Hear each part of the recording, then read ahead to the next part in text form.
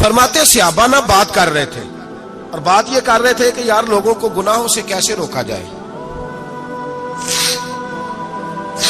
لوگوں کو گناہوں سے گفتگو صحابہ یہ کر رہے تھے۔ عبداللہ ابن عمر کہتے ہیں بیٹھے تھے اور یہ گفتگو کر رہے تھے کہ گناہوں سے پلاننگ یہ ہوتی تھی، ان کی جو محفلیں ہوتی تھی نا بیٹھ کے، وہ خوش گپیاں نہیں ہوتی تھی، بلکہ وہ تبلیغ کی جد و جہد کی، لوگوں کو برائی سے منع کرنے کے لیے بیٹھتے تھے، اس پر منصوبہ بندی کرتے تھے، پلان کرتے تھے، آگے ترتیب دیتے تھے۔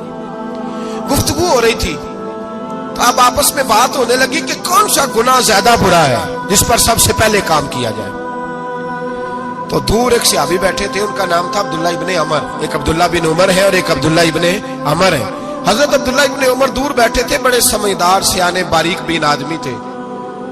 تو حضرت عمر فاروق اپنے بیٹے سے کہنے لگے جا عبداللہ ابن عمر سے پوچھ کے آ کہ سب سے سخت گناہ کون سا ہے۔ توجہ ہے میرے بھائیوں، ادھر دیکھیے گا میری جانب، پوچھ کے آ کہ سخت گناہ کون سا ہے۔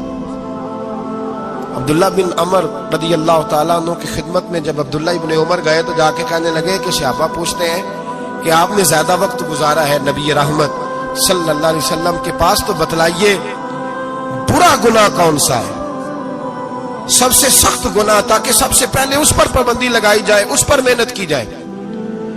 تو حضرت عبداللہ ابن عمر کہنے لگے صحابہ کو جا کے بتا دو کہ سب سے برا گناہ شراب پینا ہے، سب سے برا گناہ، اور یہ ام الخبائث ہے، برائیوں کی جڑ ہے، گناہوں کی ماں ہے، یہ بنیاد ہے، باقی گناہ اسی سے شروع ہوتے ہیں۔ کہتے ہیں میں نے آ کے بتایا تو حضرت ابو بکر صدیق رضی اللہ تعالیٰ عنہ سیدنا فاروق اعظم کہنے لگے خود جاتے ہیں، ان کے پاس خود جاتے ہیں، چونکہ ہم نے بات سننی ہے ہم خود جاتے ہیں اور ان سے جا کر کے سوال کرتے ہیں کہ اگر آپ کو اس تفصیل کا پتہ ہے نا تو اس کے پیچھے بھی کوئی تفصیل ہوگی جو میرے نبی پاک نے بیان کی ہوگی صلی اللہ تعالی علیہ وسلم، اس تفصیل کا بھی آپ کو پتہ ہوگا جو نبی پاک نے بیان کی ہوگی، اس بات کے پیچھے جو بیک گراؤنڈ ہے، جو پس منظر ہے۔ فرماتے ہیں کہ ہم اٹھے، عبداللہ ابن عمر کے پاس گئے، ان سے جا کے پوچھا کہ جناب آپ نے یہ تو فرمایا ہے شراب ام الخبائث ہے، تو اس کے پیچھے پس منظر کیا ہے؟ تو عبداللہ ابن عمر کہنے لگے یہ میں نے اپنے پاس سے نہیں کہا، یہ میں نے نبی پاک سے سنا ہوا ہے۔ حضور سید عالم صلی اللہ علیہ وسلم بیٹھے تھے تو حضور نے فرمایا شراب یہ نشہ، یہ برائیوں کی ماں ہے۔ اور پھر حضور نے ایک مثال بیان فرمائی، نبی رحمت علیہ السلام نے فرمایا بنی اسرائیل کا ایک واقعہ ہے، ایک خوبصورت جوان تھا، ایک عورت کا دل آ گیا اس پر۔ یہ یاد رکھ لیں، ہم لڑکوں کو منع کرتے رہتے ہیں لیکن ہمیں گھر کی بچیوں پر بھی توجہ دینی ہوگی، ہمیں ان کے فون پر بھی نگرانی کرنی ہوگی، ہمیں وہاں بھی غور کرنا ہوگا، اس لیے کہ اگر کوئی بچی گنجائش نہ دے تو میرا خیال ہے کہ لڑکا جرت کرنے کی طاقت نہیں رکھتا، تو وہاں بھی ان کی اماں سے کہے کہ پابندی لگائے، بچی کسی کا موبائل لے کر کے کہیں اس کو استعمال تو نہیں کر رہی، اس پودے پر بھی توجہ دے، درخت بننے سے پہلے اس کی بھی نگرانی کریں، یہ بھی بڑا ضروری کام ہے۔ عورت کا دل آ گیا تو نبی پاک علیہ الصلوۃ والسلام فرماتے اس نے کوئی بہانہ لگایا، کسی کو کہا کہ اس نوجوان کو بلا کے لاؤ، اس کو کہو کہ ہم نے کوئی گواہی لینی ہے تجھ سے۔ وہ نوجوان آیا، ایک کمرے میں داخل ہوا تو اگلے کمرے میں لے گئے، وہاں داخل ہوا تو اس سے اگلے کمرے میں لے گئی، وہ داخل ہوا تو اسی طرح 7 مکفل کمروں میں لے گئی۔ میرے کریم رسول میرے محبوب پاک علیہ السلام فرماتے صحابہ کو سمجھا رہے ہیں میٹھے لب و لہجے میں، فرماتے جب سب سے پچھلے کمرے میں لے گئی تو ایک لڑکا بندھا ہوا تھا وہاں رسیوں سے، شراب کا پیالہ پڑا ہوا تھا، اور بی بی کہنے لگی کوئی گواہی شواہی نہیں لینی، تجھے اس لیے بلایا ہے کہ تیرے اوپر دل آ گیا ہے، اب میرے ساتھ منہ کالا کر۔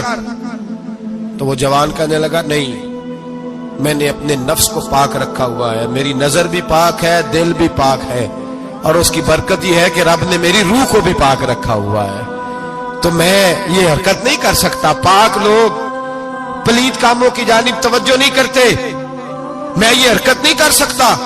اقبال نے اپنے بیٹے کو دعا دی تھی، اس نے کہا تھا حیا باقی نہیں ہے زمانے کی آنکھ میں، خدا کرے کہ رہے تیری جوانی بے داغ، خدا کرے کہ رہے تیری جوانی بے داغ۔ کہا میرے ساتھ منہ کالا کر، اس نے کہا میں نہیں کرتا۔ کہنے لگی چل پھر اس کو قتل کر، اس کو میں نے باندھا ہوا۔ اس نے کہا میں قتل کیوں کروں؟ मेरी क्या दुश्मनी है? कहा फिर शराब पियो। कहा मैं शराब भी नहीं पीता।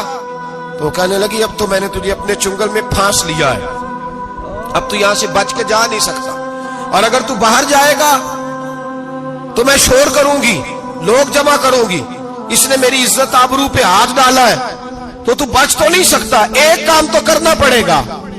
महबूब फरमाते उस नौजवान ने सोचा कि जिना भी बहुत बड़ा जुर्म है, कत्ल भी बहुत बड़ा गुनाह है, चलो अब मजबूरी है तो शराब पी लेता हूं। लेकिन वो समझा ना कि शराब तो बुनियाद है। उसने एक प्याला जो पिया, कहने लगा एक और दे दो। दूसरा पिया तो कहने लगा एक और दे दो। अब 3 प्याले 3 बोतलें शराब जो पी चुका तो खुमारी चढ़ गई। अब उस औरत के करीब जाने लगा कि मैं तेरे साथ जिना करूंगा। उसने कहा जब तक मैं करीब नहीं आने दूंगी जब तक तू इसे कत्ल न करे। उसने उसे कत्ल भी किया, जिना भी किया। तो महबूब फरमाने लगे ये कत्ल और जिना जो हुआ है तो ये शराब की वजह से हुआ है। गोया शराब को जुर्म है जो कत्ल भी कराएगी, जो जिना भी कराएगी। और अगर आप नशई को देखें, अगर आप शराबी को देखें, तो क्या वो डकैतियां नहीं करता फिरता, वो चोरियां नहीं करता, वो अपनी ही माँ का जेवर नहीं बेच आता, वो अपनी ही बहन का पड़ा हुआ जहेज नहीं बेच आता, वो अपने ही घर में डाके नहीं डालता, वो अल्लाह के घर मस्जिद में आकर के चोरी नहीं करता,